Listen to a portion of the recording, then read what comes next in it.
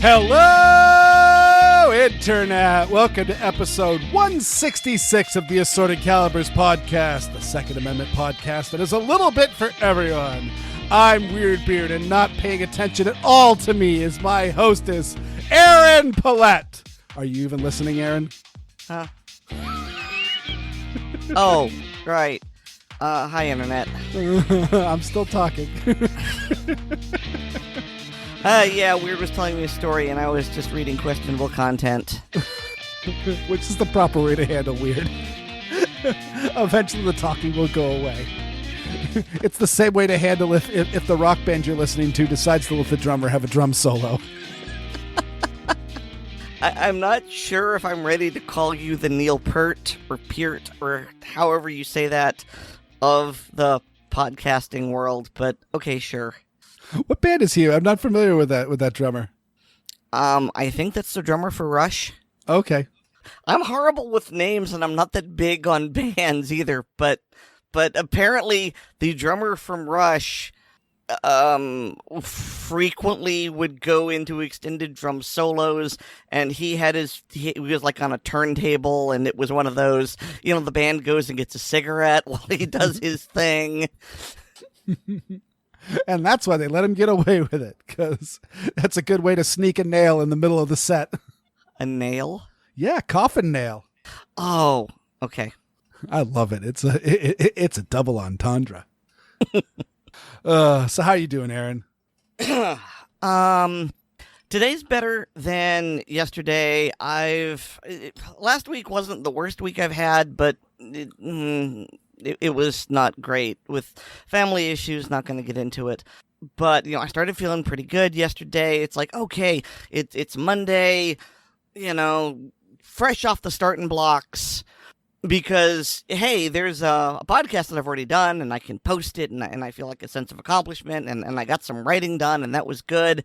And then I'm reading the main topic for today, and it's just, oh, Jesus. Apologies, but it's not my fault. I don't make the news. I know.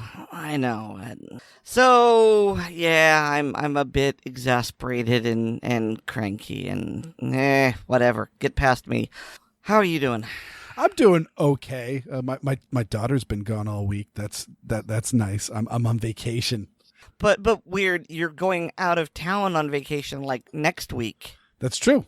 But there's vacation and there's vacation. Look at me. I'm super fancy. I get a vacation and then a vacation. Well, I get different kinds of vacations because, I mean, come on, I'm a stay-at-home dad, so part of my gig is to chase after the kid. And granted, we'll be at camp, so it'll be it'll be much more relaxed than the standard issue daddy day. There'll be no house to clean and no chores to do, and I'll have time to relax. And my wife has time off from work, and so my daughter will be spending time with my wife and all that. But I still got to chase the kid around, and it's one of those.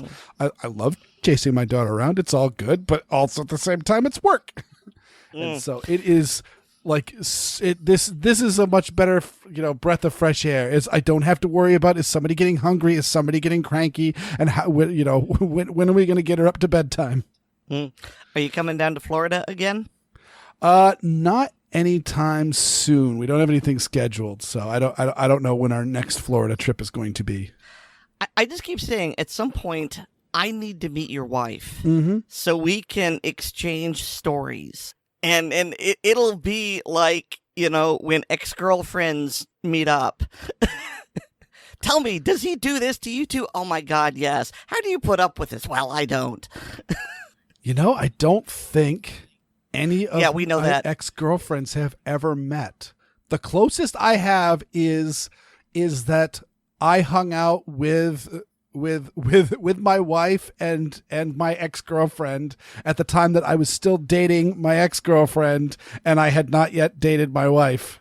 And that's as close as it's gotten. Oh, and well, actually, so, I mean, I've been good friends with my wife for like 100,000 years. So she has met all of my girlfriends, but yet none of my girlfriends have met her. I can't hear you. Since we have been, yeah.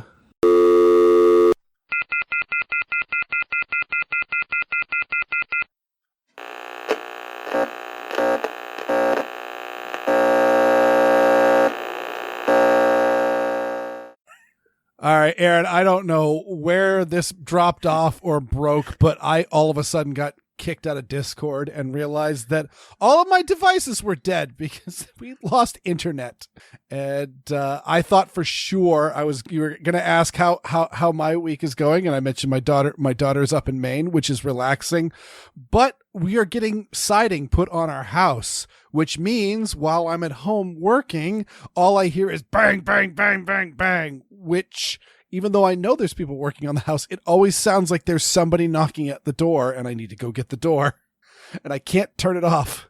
And you think this is what caused you to lose the internet connection? So literally and I think, I don't know, I've got fiber optic internet. So, and this house was originally wired up for cable and all that stuff. I mean, the house is 100 years old, so there's all sorts of artifacts going on here, but literally there is a coaxial cable that's coming off of the pole and it's laying on my lawn.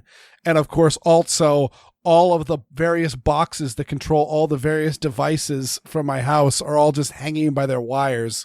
So I thought for sure and it's pouring rain outside. So I thought for sure, oh, well, the workmen were sloppy and a wire got broken or something got crimped or something that's upside down now that was supposed to be right side up is now filled with water and shorting out, and we are screwed. And I got another interview scheduled for tomorrow, and oh no, I was really in full crisis mode.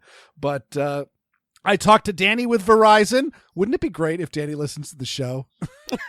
I mean, it would absolutely make my Danny, weerdbeard@gmail.com. Shoot me an email, man, because I'll throw even more love at you because I was practically kissing him on the mouth towards the end of this. But yeah, he had me. I'd power cycled the router for the house, but I had not power cycled I think it's the fiber optic modem. I don't know what it is, but I unplugged the big thing where the fiber optic actually comes into the house, and that did the magic. He's like, oh, I'm seeing everything come back in, and literally, like, I was holding my tablet, and my tablet suddenly connected to the internet, and GChat came up, and it was Aaron Paulette going, well, I could see you back in Discord. Are we doing this? Yes, we are. I needed a little bit more whiskey after that. Okay. So, it's kind of late and I'm tired. Let's just rush through this, phone it in and get it done, shall we? Yeah, let us get rolling to the main topic. And so, yeah, this is the stuff you were saying that's depressing, and I agree. I think we should start with, you thought I was ignoring you on this, but it just didn't fit into last week's show, but it totally fits into this week's show. Yeah, but I still had to remind you. Like I said, let's play a game. Does Weer'd have a crappy memory, or is he avoiding a confrontation? You continued to ignore it. Yeah, I did. Well, I didn't think it was quite avoiding a confrontation. It was just it was a little tidbit, honestly, and the show went a little long anyway. So I'm just like, yeah, I don't think we need that much extra onto the show. So there's no sense in bringing this little depressing piece of news. But now that this little bit of depressing news dovetails nicely into a much larger piece of depressing news. Why don't you tell the universe what depressing piece of news we're talking about? Right. So, unless you've been living under a rock, you know that the Sandy Hook families sued Remington for gobs of money. And, well, the article says gunmaker offers Sandy Hook families $33 million. And that's sort of true. Mm-hmm. And one of the things we're going to touch on, our main topic is, how this gets around the Protection of Lawful Commerce in Arms Act. But, okay, so when people hear this, they think, oh, Remington, you cowards, you rolled over. Well, you and I have frequently joked that, when hasn't Remington been going out of business? And so I don't really know exactly when it happened, but Remington did go bankrupt. It's not just filed for bankruptcy. It really exists in name only. And all of its assets have been sold off. Like the firearms has been sold to the Round Hill Group, the ammunition to Vista Outdoors. I don't know who owns the trademark. I don't know who owns the patents. But, and I am quoting here from Sebastian at Shall Not Be Questioned. And he's saying, neither of those groups, Round Hill or Vista Outdoors, have anything to do with the settlement or the bankruptcy estate, which is making this offer. And the bankruptcy estate is basically Remington's still twitching corpse, and it's controlled by lawyers. And I don't know why they thought it was a good idea to settle. It probably has something to do with the fact that, Remington, the corporate entity, isn't around to pay their bills, and therefore, why should they fight it? Although that does make me wonder, if they've got $33 million to pay people in a settlement, that can go for a while in legal fees. So I don't have all the answers here, but I did want to point out that it wasn't the gun company that was making it. It was, the lawyers that are feeding on the corpse. Mm-hmm. So Weer'd, tell me, how is such a lawsuit possible? I could have sworn that PLCAA prohibited such a thing. I mean, it does, and honestly, I kind of don't know how it's possible. I think one of the angles that they are going off of here, and I forget which case it's going through, and of course the article that I linked doesn't talk about the novelties within this, but they were specifically going after Remington for their marketing, Remington and Bushmaster for their marketing, and I must say I am less than impressed with the Cerberus Group marketing of Remington products, with stuff like, especially the talk about like a Bushmaster AR-15 somehow invigorates your man card. Oh God, come on, guys. We're trying to make some progress here. Either way, this is not, first up, this $33 million has only been offered. It has not been accepted. And it is literally just, I mean, it's what Bushmaster did to the families of the victims of the Beltway sniper. They paid off money then too. Actually, I have some inside sources into that lawsuit. I know some people that worked on that case, because of course that was back when Bushmaster was still based out of Maine. So yeah, this is trying to just make it go away. And honestly speaking, I hadn't really thought about how the bankruptcy tied into this and what a twisted mess Remington is right now. And so this sounds really more like we've got this $33 million. I have questions on how they do that. If they're bankrupt, doesn't that mean that they discharged all debts, and so therefore they have no debts, but they also have no money? I don't know. I don't know either. But here's one thing that I found was interesting, and it is the next part of the dovetail. So in another NPR article, where Mexico has decided to sue United States gun manufacturers, and we'll get to that in just a bit. That article actually references the Sandy Hook lawsuit. And there's a UCLA professor who's saying, at first, no one thought it would go anywhere, but the plaintiffs in that case made, quote, an innovative and bold argument, unquote. And so the argument was that the immunity statute from PLCAA doesn't prevent the gun makers from being held liable where they act negligently. And then, of course, that gets into the whole, how did they act negligently, blah, blah, blah, blah, blah, blah, blah. So, you don't know, I don't know. But here's the interesting part, is that now Mexico is suing the United States because of gun crimes in Mexico. So I'm going to repeat that. Mexico can't control crime within its borders, and somehow that's our fault. Yeah. I mean, this is a hot mess. So yeah, and they are specifically suing Smith-and-Wesson, Barrett Firearms, Beretta USA, Colt Manufacturing, and Glock, I believe, and Interstate Arms, which is a wholesaler. Mm-hmm. And yeah, they are claiming that, let's see, what's the numbers on, the government estimates that 70% of the weapons trafficked to Mexico come from the U.S., according to the Foreign Affairs Ministry. And I am very interested to see how these numbers are, because actually I'll try to dig it up and put it in the show notes, but I did this on my blog, is I actually crunched the numbers from early on in the first year or two of the Obama administration. Mexico started clamoring that there was all these reports that Mexico was sending guns to the ATF to trace and see if these guns originated from the United States or were Fast and Furious. Yeah, well, that's exactly the punchline was that the number of guns that, because it was worded very similarly to when anti-gun people talk about how dangerous the United States is. Of course, the United States is actually one of the safest countries in the world because, yeah, these highly developed countries are really, really safe, and it's the third world countries that are the most dangerous overall.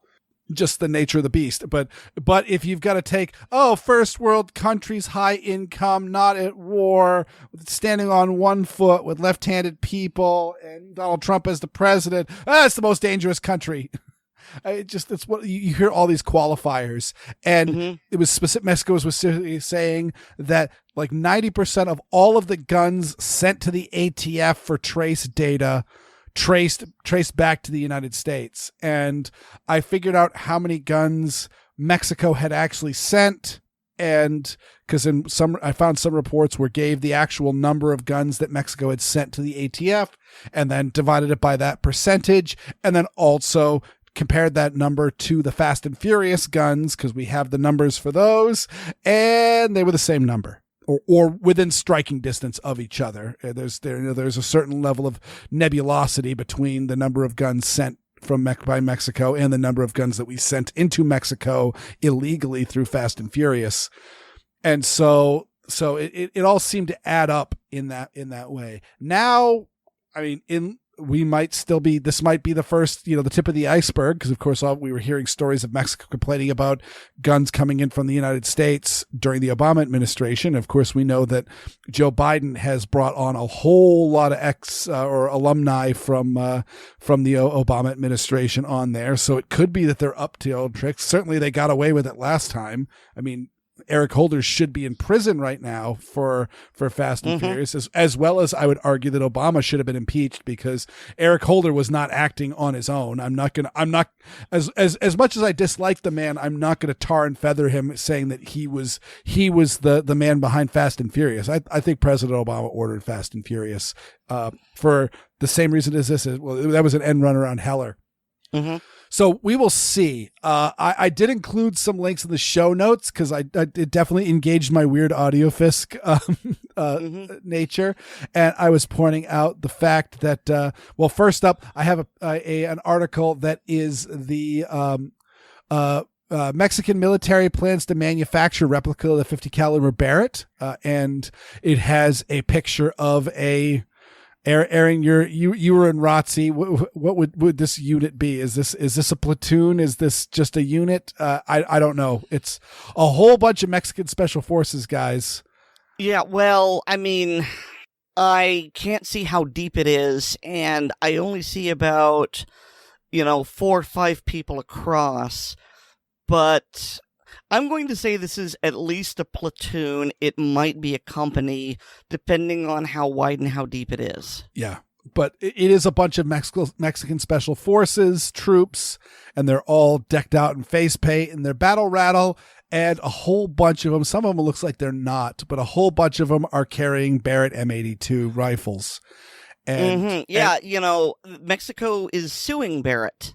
That's interesting. That's exactly why I put that there, is that Mexico is suing Barrett. If you look into all the various websites that keep track of what militaries use what rifles and all that, you will see that Mexico uses M4s and M16s, which are supplied by America. They don't make their own in house. That's actually the whole talk of this this article here, is saying that Mexico's thinking about making their own essentially Barrett M82 clone. Because fun facts, patents are really hard to enforce internationally, which is why China gets away with copying so much stuff. Yeah. And so they don't come out and say it, but it's highly inferred that Mexico wants these 50 caliber rifles, but it doesn't want to spend the money because it says they can save 73% by making a replica of the M82. And let me scroll down here. Yeah, so they basically want the equivalent of $1.3 million to do research and development copying in order to get the M82s, because it's cheaper if they were to, because they need like 324. And so if they bought them legitimately from Barrett, it would cost them $7.3 million equivalent. So this is sleazy in a variety of ways. Yeah, we're gonna sue them and we're gonna copy them. Yeah, it sounds like it says copying. It does not say manufacture under license. Like, I mean, many countries do. I mean, the United States, the best example, of course, that is the 1903 Springfield rifle, was a licensed copy of the German Mauser Kar 98. And so and we paid the German a licensing fee. The Germans said, all right, we're cool, and allowed them to make it. And of course, my beloved FNFAL has been copied by a whole bunch of different countries, and I think all of them under license, with maybe the exception of like some Khyber Pass stuff that's been going on. But but they're not talking about license copying. They're not talking about getting Barrett's blessing here. It sounds like at the worst, they're just going to directly backwards engineer the Barrett rifle, and at best they are going to make something very, very, very, very, very, very similar, but just different enough that it is not a Barrett, and Barrett's not going to come after them legally, if they even can. So yeah, it was an interesting statement, but I really wanted to point that out because that dovetails into this article that I've got, this is from 2016, but there's a whole ton of articles on this. But Mexico has a massive desertion problem. Their military it says right here, the most common crime that they are charging soldiers with is desertion. I mean, that's when you think about all the various things that U.S. soldiers get court-martialed from, anywhere from that poor guy that took a selfie on a U.S. submarine and got court-martialed for that, for photographing sensitive materials, to conduct unbecoming, and all the various things. Desertion is the big reason, and this article openly says that one of the reasons why these soldiers are deserting is because the pay is not that great for soldiers in Mexico, and they don't treat their soldiers all that well. The food sucks. Supposedly, they eat a lot of ramen noodles, and the cartels actually have billboards in Mexico City that says, "Hey, are you tired of eating ramen noodles? Come join the cartels." And it's even more interesting because the Mexican police, and okay, I don't know everything about this. I'm sure that they have the local sheriffs and things like that, but Mexico had, past tense, a national police force, the federales. And I guess it was like their FBI. Their federal police was officially dissolved in 2019 and was absorbed into the National Guard. So even their police officers, at least on the national level, are literally military. And so, I bring this up because if you're investigating the cartels, well, I mean, it depends on what you're doing. And I don't know if Mexico has a posse comitatus law, but the point being is, oh, hey, maybe a lot of these people going AWOL are the National Guard police who have just decided, yeah, this is not worth it because the cartels are better armed and have ruthless killers and they may just massacre my family. You know what? I'm deserting. Yep. And they're paying better.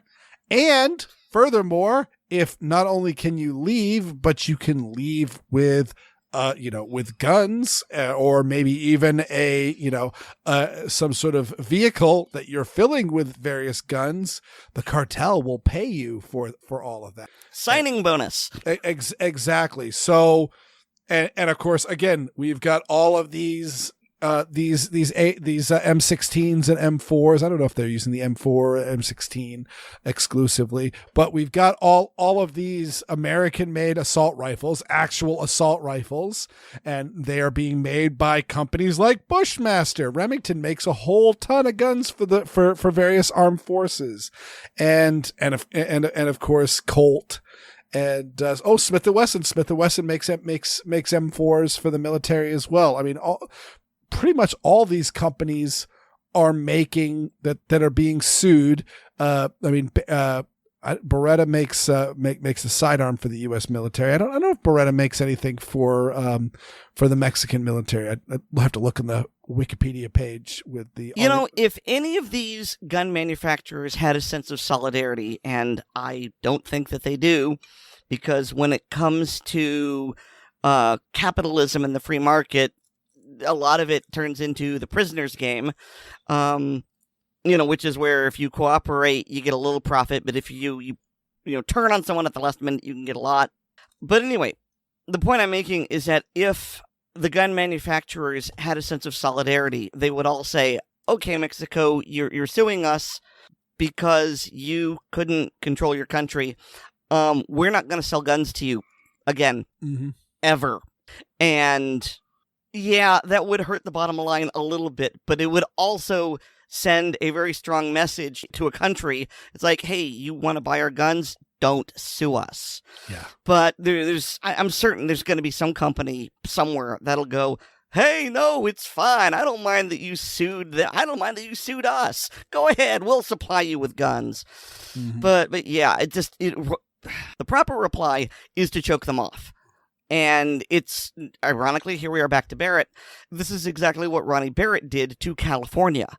California made all sorts of horrible claims about how his 50 cal rifle, was a weapon of terror and you could shoot down planes with it and this, that, and the other thing. And they outlawed it.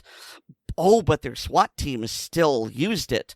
And so Ronnie Barrett said, so because you've outlawed my guns in your state, we're not going to sell any to your police. Furthermore, if it breaks and you return it to us for servicing, we're not returning it. So y'all can either have a broken weapon or try and service it yourself. Good luck.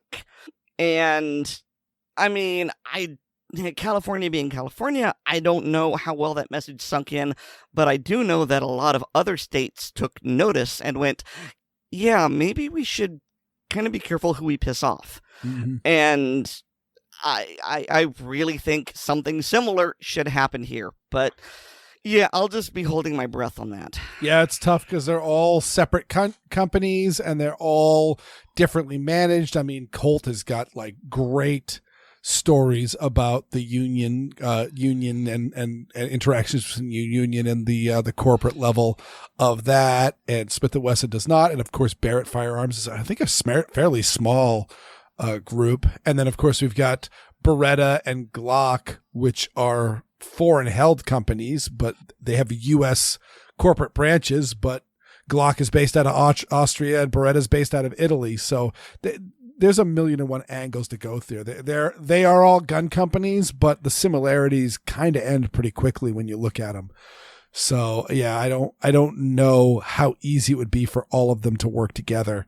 You know what? Mexico can just buy from Taurus. Yes, they can. Taurus. It's South America. It's better than us evil capitalist Yankees. Yes, that is 100% correct. So yeah, we will see. I mean, I don't know if the Protection of Lawful Commerce in Arms Act protects against foreign entities. It'll be interesting to see about that, but boy, I hope they beat them. And I'm really curious on what is going on with Mexico, because the last time Mexico was being all butthurt that the United States was supplying their cartels with guns, it turned out, yes, the United States was supplying the cartel with guns. It was the Obama administration, and they were doing it illegally. So we will see if the Biden administration is having too fast, too furious, if I may continue the pun, or are they now turning around and saying, hey, yeah, if Colt Manufacturing sold some M4 rifles to our military, and then a certain percentage of those rifles disappeared with those military members when they defected to join the cartels. Clearly, it's Colt's fault. Yeah, clearly it's Colt's fault, because it's not our government or our military or the cartel's fault.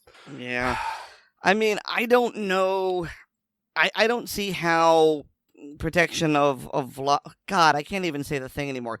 That statute, I don't see how it can protect corporations within the country, but not from without the country. Yeah. Because that seems to me to be along the lines of, well, yeah, you're a citizen and you have rights, but if another country wants to extradite you and charge you for things, well, then that's fine. It's like, oh, yeah, well, you broke a blasphemy law over in the Middle East, and you broke that law while you were here in the United States, but, that doesn't protect you and will extradite and so on and so forth. I don't know. I'm getting wrapped up. The point that I'm heading towards is we know how Biden feels about guns. Mm-hmm. I don't know if he's working with the Mexican government or not, but I have a nearly certain amount of confidence that he will okay any sort of lawsuit. He won't step in and stop it. He may not be causing it, but he will permit it to happen. I mean, Biden has been fairly open about being hostile to the Protection of Lawful Commerce in Arms Act. So, I mean, he's openly stated that he wants it repealed. So, yeah, I right now it looks like there is a bit of a quagmire going on within Congress on nobody wants to vote for gun control because, well, let's face it, there's a whole lot of people that are Democrats that are now gun owners, and they don't want to piss them off, and I don't blame them. So now it's going to have to be someplace where the buck can stop there. And the Biden administration is one of those places, as is groups like the ATF and the FBI and things like that. So we will see where this goes. We'll see if they can get away with it. I would hope that whatever happens goes through, because of course this lawsuit's being filed in the United States. They're filing against Glock USA. They're not filing against Glock in Austria. They're not filing against Beretta in Italy. They're filing against Beretta in I think it's Maryland. Or no, they're not in Maryland anymore. Are they in South Carolina? So it's actually worse than this, because there's an article we've linked to Open Source Defense, and it details just how garbage this lawsuit is. I mean, they've made all sorts of claims, and just as an example, one of the things that they are charging the manufacturers with, defendants to do this properly. Defendants actively assist and facilitate trafficking by designing their guns to enable defacement of serial numbers. Okay, see, so you know what that means? It means that the gun manufacturers can't or won't make a gun that is impervious to all forms of damage and defacement. You know, they don't have a rifle made out of impervium, and you can't etch out the serial number. Therefore, they're actively assisting. What's really hilarious is that there's absolutely techniques to look at the grain of the metal, and for all of the guns from all of these manufacturers, the serial numbers are stamped in. So they use a hydraulic press to press the serial number in. So they're not etched or carved with like a CNC machine. And so when you stamp the metal, when you press a serial number into a piece of metal, not only does it emboss that metal, but it also embosses the metal underneath that metal. And so even if you file it completely flat and smooth, there are techniques where that serial number can be brought back to the surface. Be that as it may, the litany of charges is just garbage. Defendants actively assist and facilitate trafficking through gun shows. That's it. That's literally the charge. Yeah. But okay. All right. That was just an aside.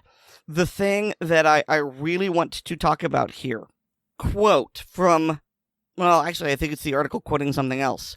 The Mexican government is being represented by lawyers from Hilliard Shadowin, Texas law firm specializing in class action lawsuits, and by Jonathan Lowy, chief counsel for the Brady Center to Prevent Gun Violence. It's the 1990s all over again. It is. It didn't work on the national level. We'll try it on the international level. Oh, my God. Quick, let's put on some Coldplay. Let's listen to some ska, Aaron. Well, knock on wood. Yeah, I tried to do Mighty Mighty Boss Tones, and I picked up what you were laying down, Aaron. Ska core and the devil and more. But yeah, so hopefully this will burn a smoking crater into the surface of the earth and possibly cause a new volcano. But yeah, we will see. We will be keeping an eye on this for listeners of the Assorted Calibers podcast.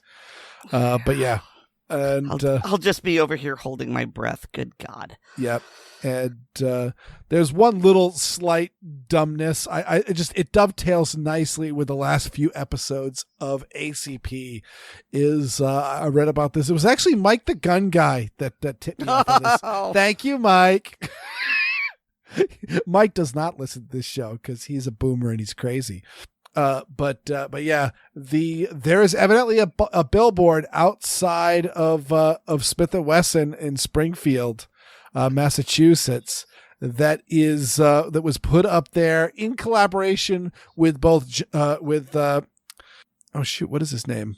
Manuel Oliver. Manuel Oliver. And Joe Rosenthal of Stop Handgun Violence. So we talked about Manuel Oliver a whole bunch of times because he's a jerk, and of course we were also just talking about Rosenthal with the ill-fated debate between him and Collier Noir. I will have you know that earlier on today I had a little bit of spare time and I cut out all the clips for the Weer'd audio fisc that I will eventually be making of the stuff that Collier Noir just was so overwhelmed that he didn't get a chance to address all of the garbage that Mr. Rosenthal said. So look forward to that one. But I just wanted to point out that, oh God, I mean, it's just, they're all just working together. I mean, I don't know what they're trying to accomplish. I mean, they're pointing out, yes, the killer who shot up Marjorie Stoneman Douglas High School did in fact use a Smith & Wesson AR-15.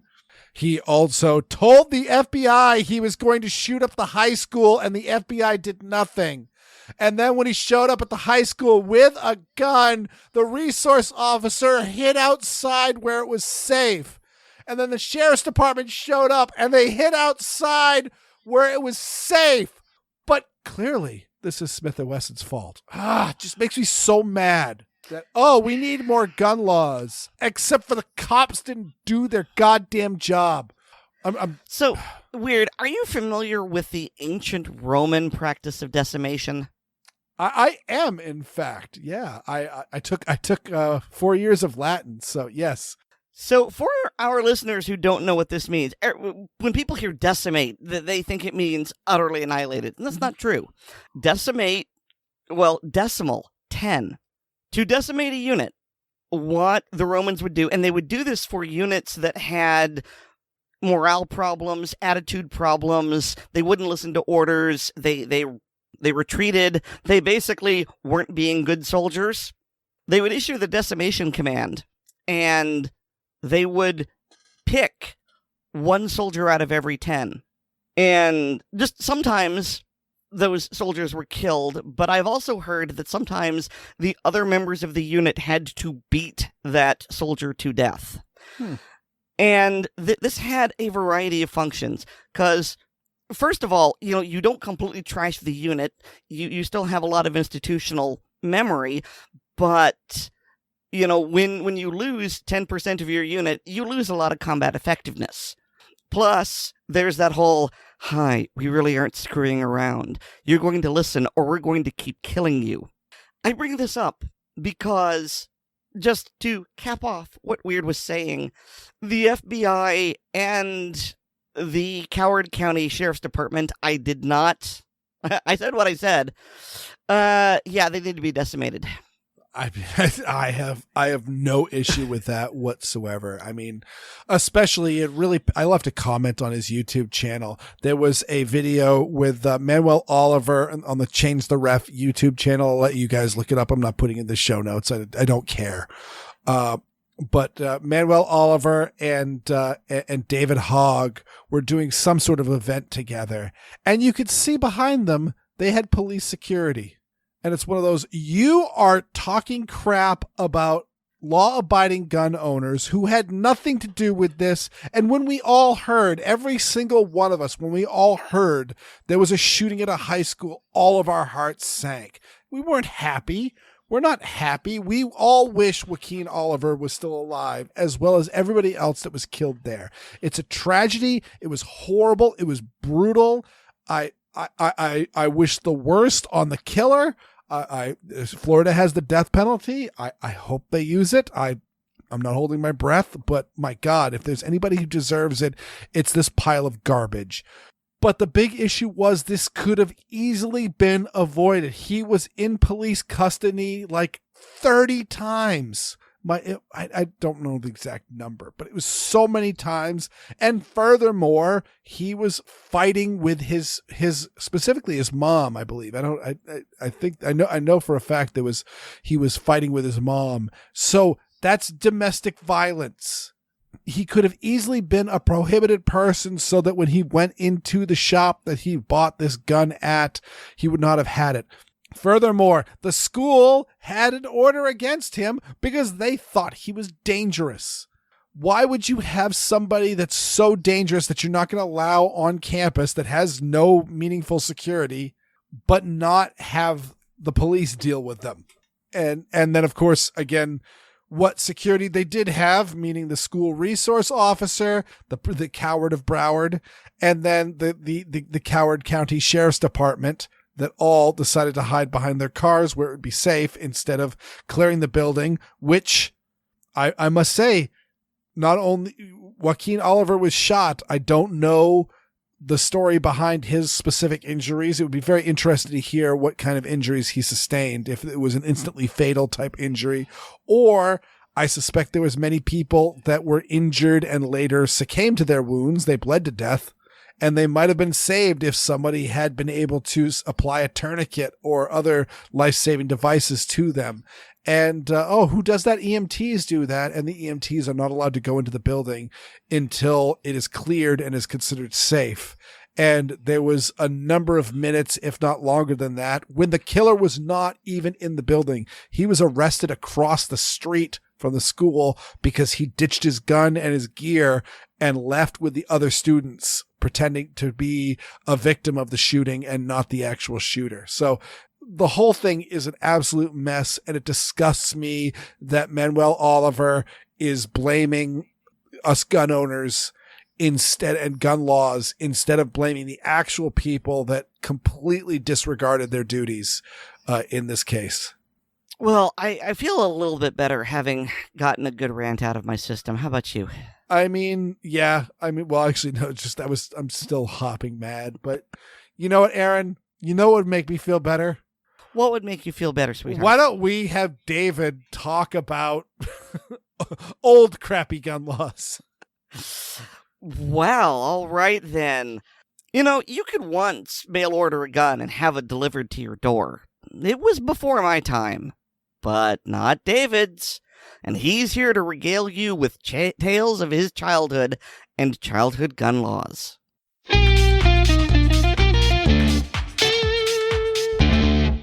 Hi, and welcome to Gun Lovers and Other Strangers. In this segment, I'd like to talk about some of the changes that occurred in the firearms world following passage of the Gun Control Act of 1968, also known as 18 U.S. Code 921. It was an expansion of the powers granted to the federal government by the National Firearms Act of 1934 and the Federal Firearms Act of 1938. This was part of President Johnson's so-called Great Society group of programs. It was a push for a massive expansion of federal regulation of firearms to provide, quote, security for Americans, unquote. President Johnson was reported as saying to Congress, quote, in the name of sanity, in the name of safety, and in the name of an aroused nation, give America the gun control law it needs, unquote. While the Gun Control Act of 1968 was originally intended as a registry of all privately owned firearms, this was scaled back to ensure passage through Congress. As passed, the legislation had three major features. Number one, it prohibited the importation of military surplus weapons in the U.S. as well as guns and ammunition not federally certified as sporting weapons or souvenirs.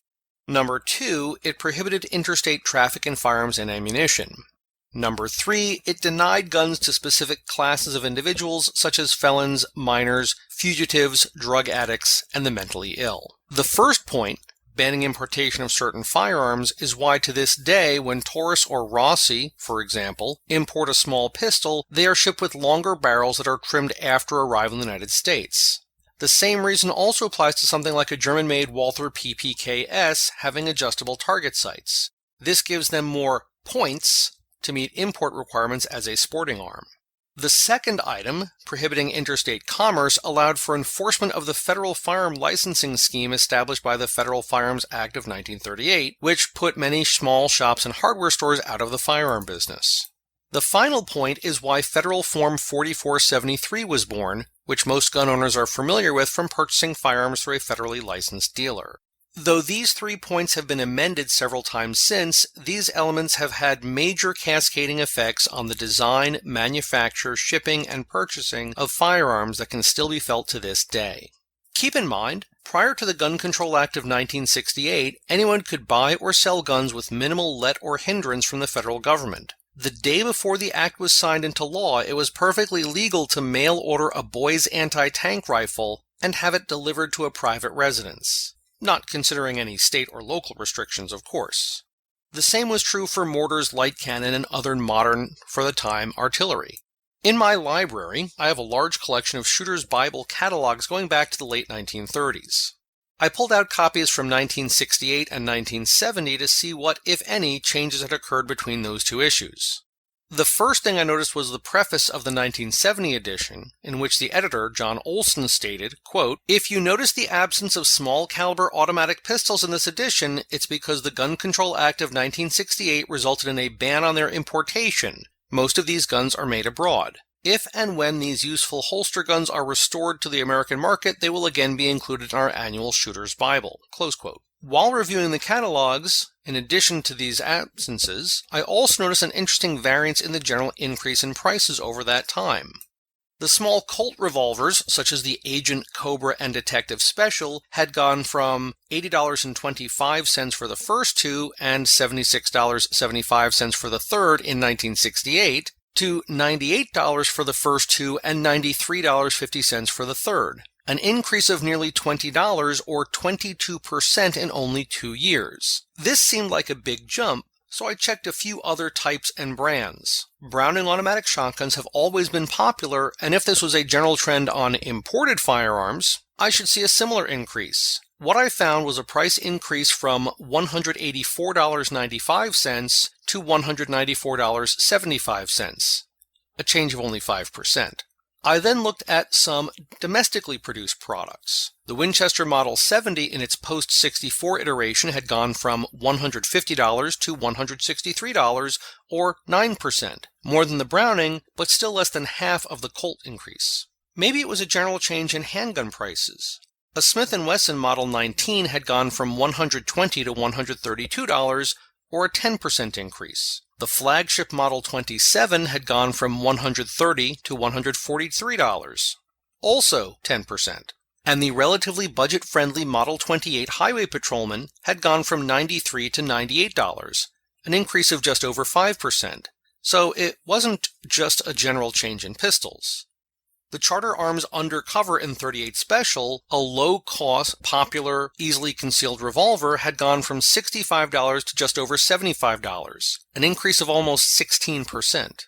I checked a few other bellwethers and found that, in general, the smaller handguns had gone up in price a greater percentage than either long guns or larger handguns. In comparison, the usual change in price from year to year looked to be around 5% or so. This sudden increase wasn't a coincidence. It was the laws of supply and demand in action. Demand for small, concealable handguns hadn't gone down. If anything, with the social unrest in the late 1960s continuing into the early 70s, it had increased. At the same time, due to the Gun Control Act of 1968, supply of inexpensive defensive pistols had been sharply reduced. Once again, a law with one stated intended purpose had resulted in harm to those of lower economic status. In a future segment, I'll try to take a look at changes in violent crime rates following passage of the Gun Control Act of 1968. I'll also do some on the NFA of 34 and the FFA of 38 to round things out. However, I need to do some more research first. Do the thing. If a certain somebody hadn't prattled on for close to an hour, we would have been done by now. I have absolutely talked too long. That about wraps up this segment. If you have any questions for me or suggestions for future segments or a comment on a past segment, please post them on the Assorted Calibers Podcast Facebook page, and Aaron or Weer'd will make sure I get them. I am also a contributor at the Blue Collar Prepping blog, which can be found at bluecollarprepping.blogspot.com. That's all for now. Thanks for listening. I'm David, and this is Gun Lovers and Other Strangers.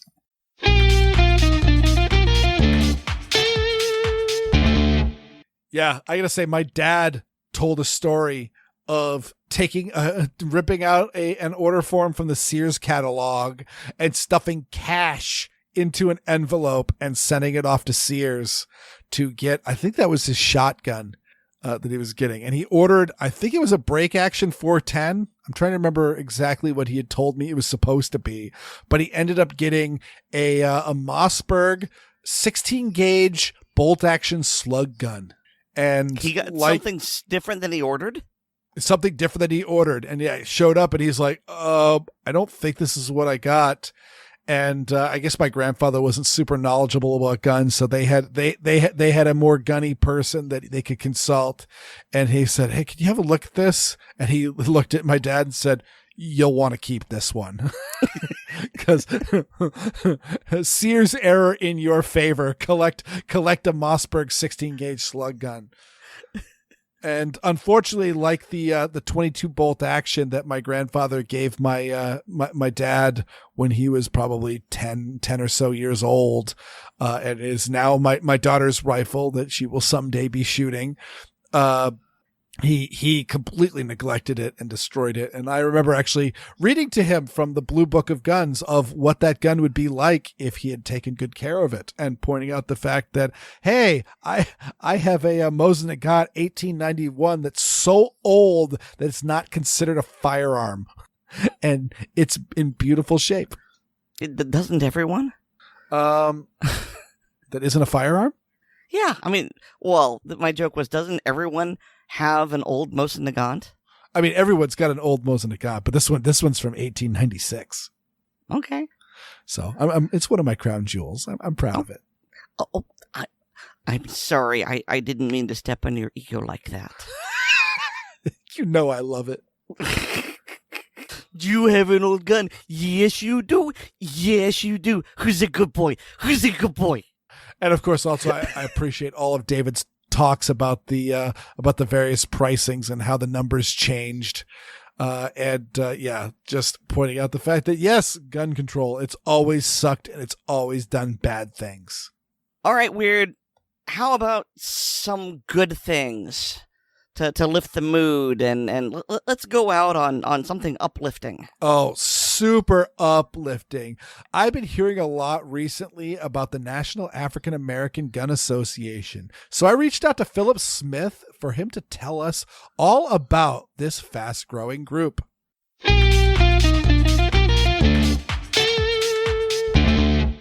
I am pleased to welcome to the Assorted Calibers podcast, Philip Smith. He is the president and founder of NAGA. That's the National African American Gun Association.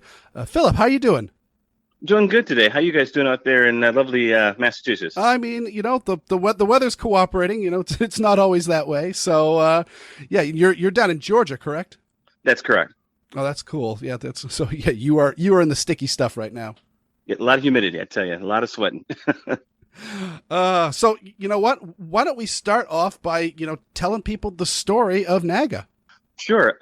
Back in 2015, I was working here in Atlanta, and it was on a Monday, and I came into the office, and several of the guys in the office, they had guns, and they shot a lot at the range. And at that time, I'd really never really shot. So I'm sitting there at my desk, and one of the guys kind of poked me in the back and said, "Hey, Phil, what are you doing Saturday coming up?" And I said, "Nothing." They said, "Why don't you come with the both of us, and we're going to go to the range and shoot?" And I said, "Nah, I'm not a big shooter. I've never really shot a gun before. I've seen a gun, but I don't really have a lot of experience with firearms." I said, "So I'll pass." So they literally bugged me Monday, Tuesday, Wednesday, Thursday, in a very good, positive way, kind of begging me to come. And then finally, I just really relented on Thursday evening or afternoon and said, "Hey, okay, I'll go. I'll just go, just to kind of get them off my back." So Saturday morning, at about 9:30, I was in on the range signing my waiver forms and getting ready to go to the debriefing that they give you, and went through that, and then I started shooting. And I'll just say it very simply, I had a great time. It was probably one of the best times I've had in my life. I just literally sat there for 2-3 hours, going on 4 hours, probably close to it, and just shot everything. I mean, I rented every type of gun they had. The range officers were really, patient. They knew I was a first-time shooter, as well as the guys that were with me. They were very patient. They really kind of educated me as I went along. Well, this is a 9mm, and I shot a 45. I shot a 357 Magnum revolver. I shot AK-47.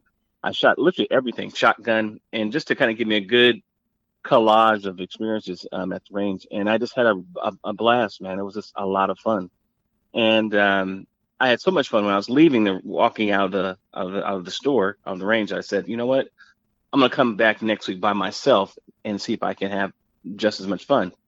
So fast forward next Saturday, I was there again and kind of said hello to some of the guys, because at this point I know a couple of the guys that are on the range. And I go ahead and shoot for another 2.5-3 hours and had an even better time with myself. And that's when the light bulb went on. I said, if I, being an African-American male with no experience, can have this much fun in a gun range, shooting guns, I know other members of my community can have a great time too, because it's a good sport. It's you educate yourself. You can learn a hobby that can literally save your life. And that's when I sat there literally standing in the middle of the store, and I said, I'm going to go home and start an organization for African Americans when it comes to guns, because we don't have that.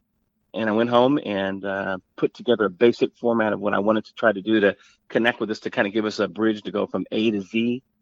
And that's what started it. And when I started, I kind of jokingly told my wife what I was going to do. She kind of looked at me sideways and said, "What are you trying to do?" I said, "Hey, I think I'm going to try to start a gun club." And she said, "I don't think that's going to work. I just don't think it's going to work." And I'll be honest with you, I was kind of hesitant. But I just said, let's just push on and see what happens. I thought at most, I might get 300, 400 people for the whole year. Kind of something I could do on the weekends, just kind of, fiddle around with a little chat group. But the first month, I had over 300 people. No advertising. And I'm like, okay, maybe it's a little more exciting, a little more interest in this than I thought. Second month, I had another 450 people, then 600 people. Then next thing you know, by the end of the year, I had 8,000 people with no advertising. And that's when that's when I think I caught lightning in the bottle. And it's been a ride ever since then. We've learned a lot. I've learned a lot. The organization has grown exponentially. We have over 40,000 members right now. We're 130 chapters. I think 125 chapters, excuse me. We have members in every state in the United States. And we have, at one time, were 60% African-American women, but we now are kind of switched that around where I think it's 60% African-American men and 30-something% women. So we really have a good balance of ebb and flow of folks joining. We have from all walks of life. We have law enforcement officers. We have military. We have all branches of the military, Army, Navy, Marines, Air Force, even Coast Guard. We have teachers, doctors, engineers that are members of our organization, and they are very, very enthusiastic. They're interactive, and everybody wants to learn the same thing. They want to learn how to shoot a gun to protect themselves, their family, and their loved ones. And I think that's a great basis and foundation of an organization, because I think that's a universal message that everyone kind of can resonate and understand, and have an understanding of why the organization was built. We are, at this point anyway, we're not politically associated with anybody to the left or right. We are very, very, very Second Amendment oriented. If it's pro Second Amendment, we are for it. If it's against the Second Amendment, we are against that particular initiative or that particular group. We just believe that America is a better place when you have firearms in the homes of good citizens who are law-abiding citizens, as opposed to someone not having the ability to protect themselves regardless of color. So that was the initial start, and that's what we're basically about. Well, that is absolutely awesome, and yeah, that's kind of a philosophy that I attend to as well with the Assorted Calibers podcast. Is we want to be a big tent. We want to be. We can argue about other things political, but let's not argue about guns, because that's correct. That's ridiculous. Guns help all people. It doesn't matter about your race, color, creed, or your politics. Correct. So is your membership open to anybody, or do you specify only African Americans? Anybody and everybody. We have, and that's the good thing, especially in the last year and a half with the COVID-19, we have probably over 1,000 members who are white. We have a surging Asian and Latino membership based on the last, I say, 8 months. So we're very diverse. And one thing I want to emphasize to your listeners, one thing let me take to one step back. We consider ourselves a big tent organization. In other words, when you join NAGA, we have a term we call, we agree to disagree, but not disconnect. And that means that regardless of your color, regardless of your background, regardless of your political leanings, regardless of what you like to do in your private time, when you come to NAGA, we're going to give you a big hug, we're going to give you a high five, and we're going to say, welcome, brother, welcome, sister, come on in, and you're going to have a good time. We treat everyone with a lot of respect. We want everyone to feel comfortable. And I really want to emphasize that, comfortable in their own skin, literally, where you can say, you know what, I'm going to go over to Phil's group, because those guys at NAGA, they're treating everybody on equal terms. You don't have to worry about, you have to dress the same, talk the same, look the same. You can be yourself. We have a lot of fun. We shoot. After we shoot, we go have pizza and hot dog. We talk about, we brag about what weapon we got this year, or, I got a new SIG. Well, I don't like the Glocks. And, we have the ongoing arguments about shotgun versus AK-47 for home defense. We have really good conversations. And in those conversations, if you want to talk about politics, you can. But if you don't want to talk about politics, you don't have to. The thing is, you can be yourself. And that's, I think, the secret and the sauce when it comes to our organization. That's why so many folks are joining our organization and feeling comfortable. I can't tell you how many emails I get on a daily basis saying, hey, Phil, I joined NAGA.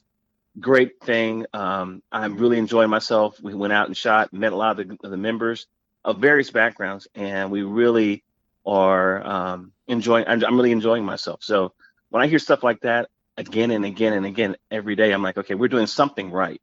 We are still a young organization. We're relatively small. Only 40,000 is not a lot of folks, but when you look at some of the other organizations out there, but we are starting to get some traction on a national level, I think, because I think our message is so basic and it's so accepting to a lot of folks on many different levels.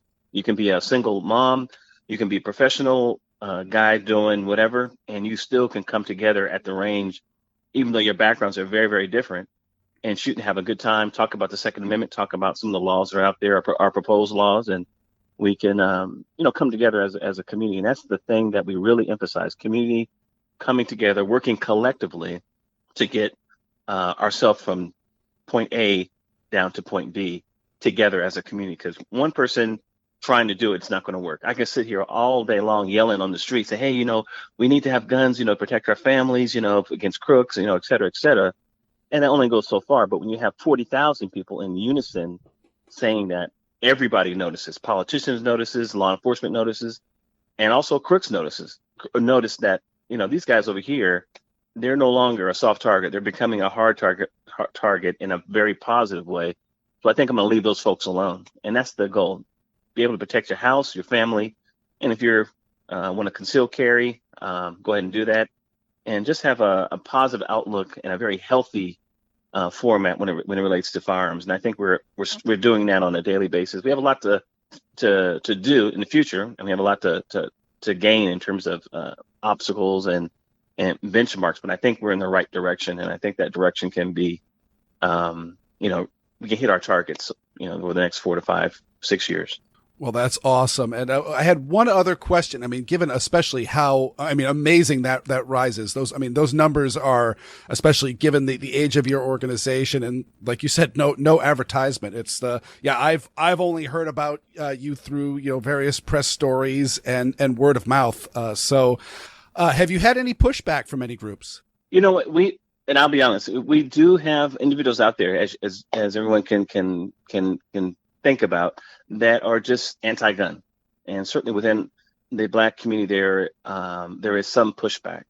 But what we try to do, instead of being confrontational, I'll sit down with anyone that I talk to or any group and say, what we like to do at NAGA, we like to have a discussion, and the discussion means I'm going to listen to you, and you're going to tell me your journey of how you got from A to B, where you're saying you think guns are bad, and I would expect and hope that you listen to my story, where I can tell you where I think guns are a value add for anyone in the United States. When we have that conversation, sometimes the conversation is tense.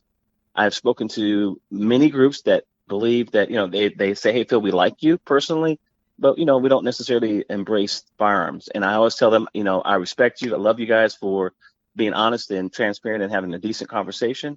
But this is what we believe. And I always tell them, kind of in a very lighthearted, joking way, I said, I think times are changing. People are looking at guns differently. The maturation process within the Black community is changing when it comes to firearms. 10 years ago, guns were viewed overall as a negative. But according to Pew Research, guns are now viewed in a positive light in the majority of African American homes, because people are starting to look at when the rubber meets the road. If you're a law-abiding citizen, regardless of color, and you're at home and somebody breaks into your house to kill you, your wife, and your daughter and son, you should have the right to protect yourself. That's basic human rights, regardless of anywhere in the world, to be quite honest, and especially here in the United States. That's a message that gains some stick. When people hear that, they don't care what colors that organization is. They're saying, what NAGA is saying is makes sense. Why can't you protect yourself? So when I sit down with groups, and there's several groups out there, I'm not going to sit there and name them, but in particular within the Black community that are anti-gun, but we always have a respectful engagement with each other, where I let them know where I'm standing at all times, and they can kind of give me their perspective in terms of what they're trying to do. And I educate them, and slowly, I think I'm getting some value in changing a few minds here and there. Overall, our community is definitely changing. Black folks are looking at guns in a different light, and they're starting to look at some of the leadership that we have within our own community that's telling us, hey, guns are bad, nobody needs a gun. And then we're saying, you know what? I don't think that's a good message. I don't think that message really is a healthy outlook for Americans not to have the ability to have a gun or want to have a gun. We believe that we should kind of look at that differently now. Maybe 20 years ago, that was the sentiment, but that is changing. And I think that's a good thing for the country. And what I always tell everybody, and this is something that I've educated our members on, and will continue to do so, gun violence is very, very different from gun rights. And don't let anyone try to, with very subtle nuances, act like that's the same. good people with guns has nothing to do with bad guys running around shooting people. It's like if somebody was drunk with a car and they went out and killed 4 or 5 people and ran them over with a car. The next day, you're not going to say, we need to take away everybody's cars because the cars are very dangerous. Oh my God, that's something that we can't allow. That's the perspective we need to take at all times when it comes to firearms. We have to be logical, pragmatic, and very, very detailed in what the messages are saying or not saying in some cases. And that's what we do at a very, very sophisticated level within NAGA. We teach and constantly reinforce to our members about what's going on, what's really going on from our perspective when it comes to the law, proposed laws that are what we feel are anti-gun, HR 8, HR 1446, et cetera, red flag laws, which I think are the most dangerous things out there. And we really tell our individuals, our members, to look at everything, read what we say, have an understanding. If you have any questions, we talk about it, we debate about it. And that's where you get in a better place. So when you have someone from another organization, to your initial question, that says, you know what, we don't think guns are good. We have the tools and the education and the information to sit down and educate him or her on why we think guns are good. And I think that is the best thing, which it reflects the education base of the organization. And I think that's a good thing. I mean, that is awesome. And I just wanted to make a statement of something that I have heard, for years. This was, well before this massive surge of African-American gun owners that we're really seeing today, is I heard, almost exclusively from white anti-gun people was you see, once the blacks start owning guns, Republicans will suddenly be supporting gun control. And I am very happy to see that is completely false and just as laughable as when I first heard it. It is. And I'll say this, we believe in using our head. We believe that, and I will be unapologetic about this. We believe in the Second Amendment. I believe that's the one amendment that really supports the stability of the country long term from folks who who are looking to do bad within the country. It allows citizens to say, you know what, if things really break down, we have the ability to come together and to fight for the country. And there's probably no other country in the world that has that type of system in place. But it's a reason why the U.S. is doing the things they've been able to do in the past, because they have those systems, they have those rights, they have those amendments in place. Mm-hmm. And without going over the top, that's what makes us America. And to the point of African Americans, when you start looking at the Second Amendment, as I tell everyone, that's our Second Amendment too. Our folks died just like everyone else out on the battlefield and in society. So we earned that right and embrace it. So when you see politicians and certain groups, and I don't like demonizing any group, but there are groups out there that believe that nobody should have a gun under any circumstances.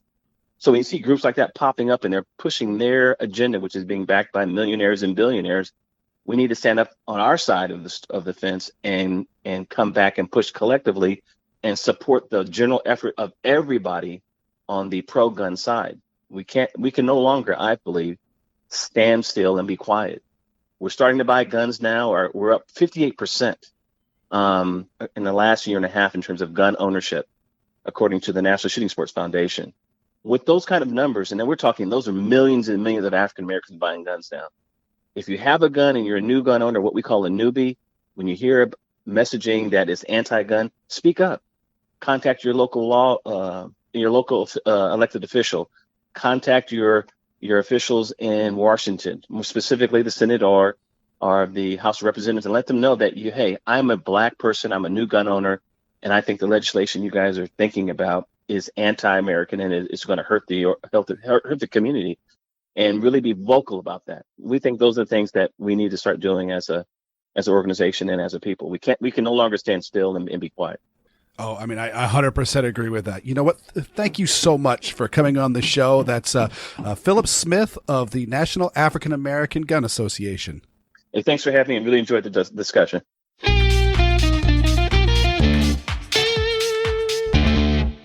I just want to know what he did, and I listened to it. He apparently doesn't know how he managed to get such explosive growth without advertising. That's something I need for OBS. How did you do it, man? Yeah. Can you teach me the secret? Though, Good to night. be fair, Aaron, OBS is no slouch. Yeah, thank you. I don't have hard numbers. I mean, I know how many volunteers we have, but, a lot of our students don't report in, and I want his numbers. That's what I want. Yeah. Yep. I mean, ACP also wants the numbers. And of course, ACP is a proud endorser of Operation Blazing Sword and Pink Pistols. So yeah, everyone tell friends, get people to listen. And so people will, there's some people that don't know about Operation Blazing Sword. There's people that don't know about Pink Pistols. There's people that don't know about NAGA, though, honestly speaking, I don't know because, I mean, I'll tell you right now, the big thing that triggered me into this was that there was an article in the Boston Globe. Last week you talked about, ouch, that had to hurt for them to write that when they were talking about the public defenders in favor on the side of NYSERPA against New York. And the Boston Globe wrote an article about the racist history of gun control.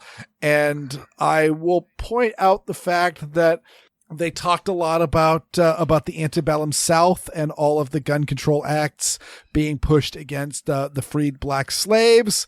And they didn't talk a whole lot about how the anti-gun groups all piled up on top of those things. And so, yeah, like the North Carolina pistol purchase permit that is still in effect right now. They're trying to get rid of it, but they have not yet succeeded in getting rid of it. That was designed to keep blacks so they couldn't get guns. And same thing goes with Missouri had a purchase permit system as well. They got rid of that, I want to say in 2016, if my memory serves correctly. I might be wrong. But yeah, that was also a Jim Crow law. There was a whole bunch of gun control laws that exist in the South that were instated as Jim Crow laws specifically to disarm the black population. So yeah, that was how I heard about NAGA. Was the Boston Globe kind of did a little bit of crime of omission, let's just say, when it came to the racist history of gun control. But either way, I am so glad for the work that Philip Smith is doing and bringing all of these people together. And I love the fact that he's like, yeah, you could talk about politics, but we are a nonpartisan group. We are partisan in the fact that we support the Second Amendment, much like the Assorted Calibers podcast. All are welcome so long as you support the right to keep and bear arms. I'm tired. Let's put it to bed. So go take a nap. Then fire some missiles! Thanks to each and every one of our listeners, and a very special thanks to all our supporters on Patreon. To go on Patreon, go to patreon.com/Assorted Calibers podcast to sign up. Patrons get an early release of the podcast, plus bonus content like the hilarious blooper reels, the ACP film tracks, and the ACP mag dump. Also, please remember to rate us on Apple Podcasts, subscribe to us on the platform of your choice, not our choice, your choice. We're not the boss of you. And share the show with your friends, both online and off. You get more from me at my blog, which is weerdworld.com. I'm not going to fix it. That's it. It's late. I'm tired. We've had technical difficulties. And you can hear me on Handgun Radio on the Firearms Radio Network. And you know where to find me on the internet, all you dear listeners who managed to slog through all the boilerplate. And that's why I do this, to give you a little bit of a reward afterwards. You have to wait for Weer'd to finish slurring through a paragraph he's read hundreds of times before. But then I give you a little something. I give you a little love. And this is just for you. And you know where to find Nate Spencer's music because you're listening to it right now.